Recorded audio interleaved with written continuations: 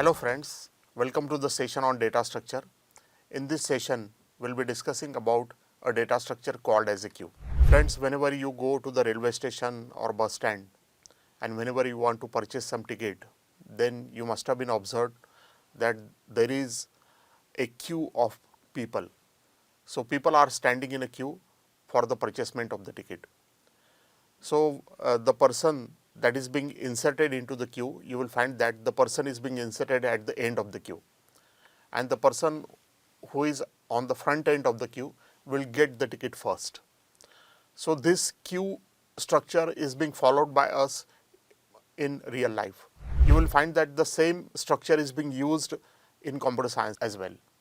In data structure, whenever we want to arrange the data, then it is possible that we can arrange the data in the form of a queue. And we can see that the insertion will take place at one end and the deletion will take place at the other end. So such data structure is being called as a queue. So friends, we will see what we mean by queue and how we can perform the operation of insertion and deletion in queue. Friends, as you know that I am recording this session for PSS Central Institute of Vocational Education for the course Junior Software Developer. And these sessions are developed for the study of data structure.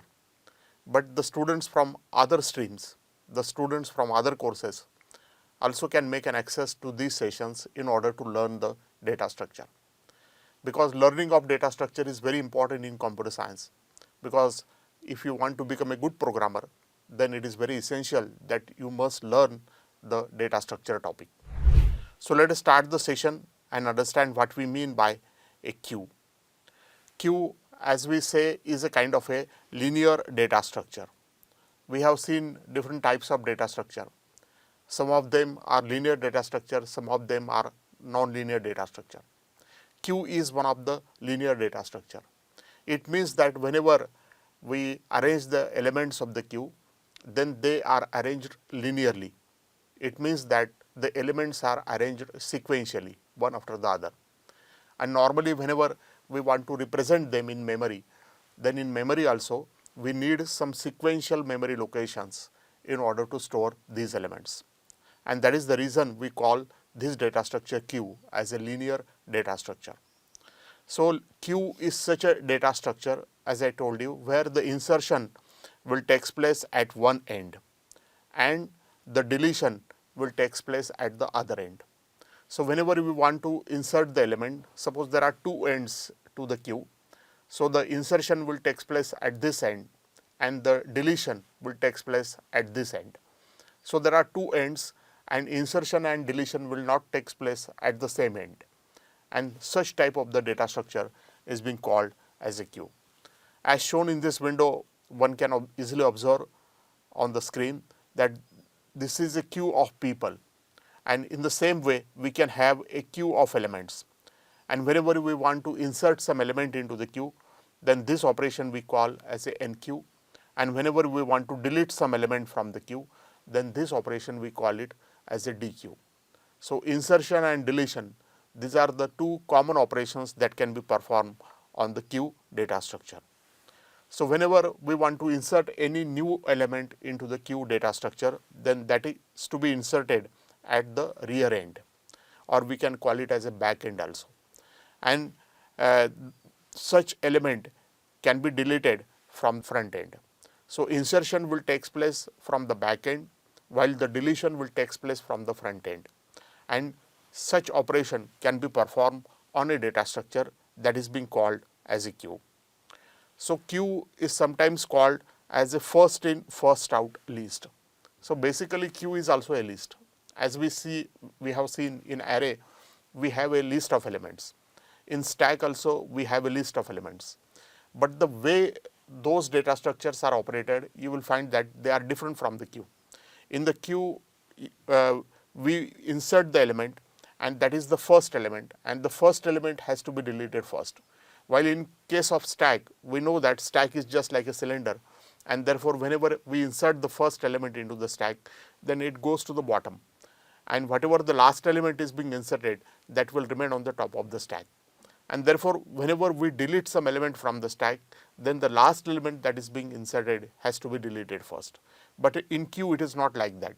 In queue, whatever is the first element that is being inserted into the queue, you will find that the same element is being removed or the same element can be deleted from the queue, and therefore queue is also called as a first in and first out.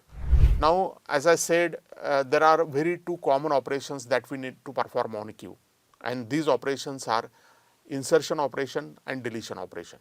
Insertion operation is being called as a NQ operation, and the deletion operation is being called as a DQ operation. So let us understand what we mean by the NQ and DQ operations on the queue. So NQ, as I said, is an insertion of an element. So whenever you have been given some elements and suppose you need to form a queue, as I said, why we need different types of list whenever we write program? Because we want to make an efficient access to the data. So every time it is not necessary that you should use the stack data structure, or every time it is not necessary that you use the array or linked list. Instead of that, many times the computer programmer will find suitable to make the use of queue in order to make an access to the elements in an efficient manner. And whenever we have been given certain list of elements, frequently we need to add some more new element into the queue, or whenever we have been given certain elements, we need to remove certain elements from the queue. So insertion and deletion, these are the two common operations that we need to perform on a queue. So in queue, as I said, is the insertion at the element in the queue, and insertion will take place only at the rear end, and deletion will take place at the front end. So suppose as shown in this window, we have been given a list of elements where there are elements such as 6, 5, 4, 3 and 2, and suppose the element 1 is on the top of the queue, or you can say it is the first element of the queue. And whenever we want to remove this element, then we can remove this element from the front end. So this operation we call it as a DQ operation. And whenever we want to insert any new element, suppose I want to insert the element 7 into the queue, then that has to be inserted at the end of the queue. That is, we can insert it at the rear end of the queue. So sometimes we call it this rear end as the back end, and sometimes we call it this front end as the first end of the queue. So queue is a very useful data structure, and normally this data structure is used whenever you want to share some resources. Suppose you have some resources available and these resources need to be shared among the different users. Then in that case, what we do is that we form a queue, and the queue will be formed in such a way that the first one who is asking for sharing of resources will be allocated the resource, and then the second one will be allocated, and then the third one will be allocated. In this way, we go on sharing the resources. Say for example, we have a resource such as central processing unit of our computer system, and suppose CPU is being asked by many processes. Now simultaneously many processes are asked us to share the CPU, but in that case what we will do, or what operating system will do, is that they will form a queue of the demand, and accordingly the CPU will be shared among the others. Or whenever we want to schedule the disk, the uses of the disk, then in that case also we can form a queue. Whenever the question of sharing comes in, then you will find that the queue data structure is the most suitable. For example, I have a lab, and in that lab suppose there is only one printer working, and now the one printer has to be shared among the different users. Then in that case also, if many people are asking for the use of the printer, then we can make it on the sharing possible, and sharing can be done by formation of the queue. So in operating system, in computer networks, sharing of resources, all such are the applications where we need to make the use of the queue data structure. Now whenever we want to represent the queue, then the queue can be represented by making the use of an array. It is possible that you can represent the queue by making the use of linked list or by making the use of array. Array representation is the most simple, and therefore we can easily represent the queue by making the use of the array. Now suppose we have been given certain elements of the queue as shown in this window. You can easily observe that suppose there are 4 elements given to me, Now the first element is 17, second one is 23, third one is 97, and then the fourth one is 44. Now I can form a sequential queue where the front end will have an access to the first element of which the value is 17, and the index that is being used for this element is 0. The second element will have the index 1, the third element will have the index 2, and in this way you will find that we can easily form a queue by making the use of an array. So the index number will exactly show me where the elements are stored in the array, and the last element is the rare element, and this rare element will have the index 3 of which the value will be 44. So if we have a certain list of elements and if I want to form a queue in memory, then the best way of doing this is by making the use of an array. So choose array data structure, give some name to the array such as my queue, then set the front pointer to the first element where the index number will be 0, and then set the rare pointer to the last element of the queue. In this example, the rare will be having the value 3. So the front pointer of the array will point to the first element, and the rare pointer of the array will point to the last element in the queue.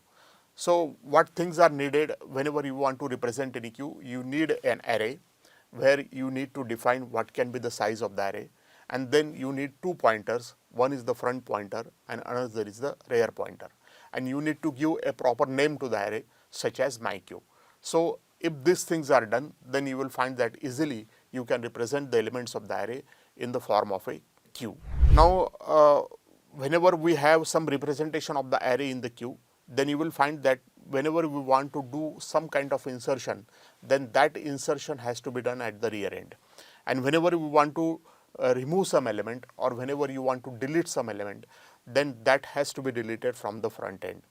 And if the front and rear end both are pointing to the null, then in that case you will find that the queue is empty, because if the front is pointing to the rear to the same element and both are having the null value, then in that case you can say that there are no elements stored in the queue and therefore the queue is empty.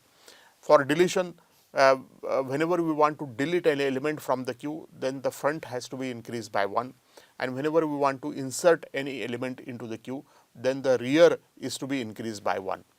Why it is being done so? Because as I said, deletion is being done from the front end and the insertion is being done from the rear end, and that is the reason you will find that the front and rear values will get changed whenever we insert some element into the queue or whenever we remove some element from the queue. Now let us discuss about one common operation that we need to perform frequently whenever we form any queue. So this operation is being called as a NQ operation. So NQ operation, as its name indicates, it is just nothing but as an insertion operation, or this is the operation that is being used for addition or storing of a new element into the queue. And whenever we want to store any new element into the queue, then that has to be stored at the end of the queue. Now what are the steps that we need to do in order to perform this operation? The first thing that we need to do is that you have to check whether the queue is full or not, because if your queue is full, whatever is the space is being allocated to the queue, if it is full, then no new element can be added into the queue, and in that case we can return an overflow. So overflow error will indicate that the queue is full and therefore no further element can be added into the queue. But if the queue is not full, means if there is a memory space available, and if the memory space is available, then it is possible that we can insert any new element into the queue. And whenever you add some new element into the queue, then you have to increment the rear pointer by 1 value, and you will find that now the rear pointer is being increased, and now you can add the corresponding element into the list of the queue, and the insertion will take place. As I said that it depends upon how much memory space will require for addition of the element. For example, if you are adding only integer values, then normally it will require the 2 bytes. If you are adding one character into the queue, then it will require 1 byte. If you are adding some real number into the queue, then it will require 4 bytes of memory. Now this is the algorithm that we can write for addition of an element into the queue. So, the first thing is that you should allocate the memory and you should have some temporary variable, and then the temporary variable can be assigned with some value and you can set the link to the null. So, it is possible that you can make an addition of the element into the queue, and whenever you want to make an addition into the queue, then that can be done by using an array or by using the linked list. As far as this slide is concerned, you will find that here what we have shown is that we are making the use of the linked list for the insertion of the element. So, these are the nodes where every node will represent one element into the queue. The last element will have the null value, and the front element is the first element of the queue where it will represent the value, and then its next element will represent the memory address of the next element. So, in this way you can make the use of this algorithm for the addition of the new element into the queue. As I said, as far as this slide is concerned, what we are doing is that we are making the use of the linked list for the addition of the element into the queue. Now, let us discuss one more operation that we need to perform frequently on the queue, and this operation is being called dequeue operation or deletion operation. So, whenever we remove some element from the queue, then this removal of the element from the queue is being called as a dequeue operation or deletion operation. As I said that the deletion operation will take place only from the front end, and the deletion will not take place at the rear end. Insertion will take place at the rear end and deletion will take place from the front end. So, this is the speciality of our data structure called as a queue. Now, what are the steps that we need to perform? The first thing that we need to perform is to check whether your queue is empty or not. If it is already empty, means if there are no element containing in the queue, then there is no question of deletion, and therefore, in such a case what we will do is that we will declare an error, and this error is being called as an underflow error. So, underflow error will be pointed only when there are no elements present in the queue. If there are no elements present in the queue, then no further deletion is possible. But if there are certain elements present in the queue, then in that case we can remove the element at the front, and then we can increment the front pointer to point to the next element. So, ultimately we have to move the position of the front. So, whenever we move the position of the front, then the front element will get changed, and the front element will get changed. It means that whatever was the earlier front is being deleted from the queue. So, this is the best way of doing the dequeue operation or deletion operation on the queue. Now, if you want to write the algorithm by using the array representation or by using the linked list representation, then you can write it like this as shown in this window. So, initially you will check whether the front is null. If your front is null, then you will declare an error such as underflow. Otherwise, what we will do in the step 2, you will make the value of the front equal to the pointer, and then the front is being incremented in such a way that it will point to the next element. So, if this is my original list of elements, and whenever I am making a deletion operation, then what I will do is that instead of pointing to the first element by the front pointer, I will point to the next element by the front pointer. So, it means that what we are doing is that we are removing the first element from the list. So, this is the way you can perform the deletion operation on the queue. So, thank you friends for viewing the session. Hopefully, you have understood the concept of queue, then certain applications of queue, and how to perform the insertion operation and deletion operation in the queue. Thank you all.